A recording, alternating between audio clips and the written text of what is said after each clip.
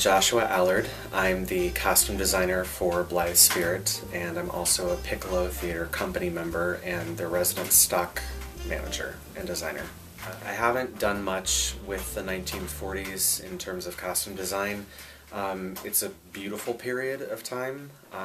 It's also an overwhelmingly visually delectable period of time. The Blithe Spirit is set at the start of the 40s while World War II is going on, and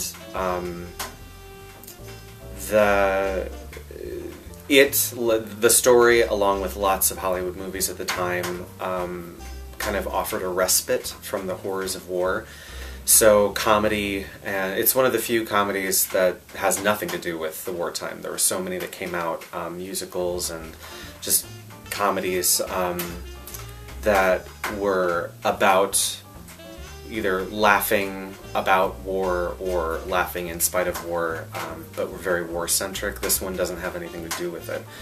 So that's attractive, that it's almost like an afterthought, but it still is happening.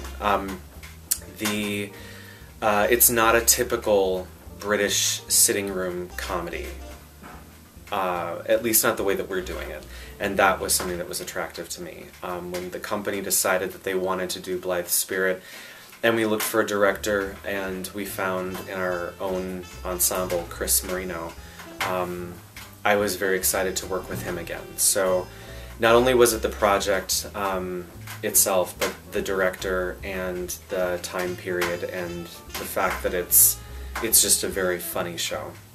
The way that I began for this show was reading reviews, starting with the script, and then from there considered what my limitations were. I call it juggling the balls of limitation. One of the balls is budget. There's only so much that you can do with the money you have. One of the balls is the concept. What is it going to ultimately look like based on a conversation with the director, which then infuses research. And then actor sizes, time, how much time there is to put together the show. Available resources that we have versus what's available in stores. Like, I tried to break every single limitation down to its basic. These are my parameters before I start doing any work. It's hard to choose a favorite costume for this production because each one has a very specific purpose and set of certain reasoning why it was chosen. So the fact that I get to come in and play and make stuff and draw stuff and go shopping is really great for this era because it's all eye candy. There's something about that time period where women had gloves and hats and everything was just so, and you actually referred to your shirt as a blouse.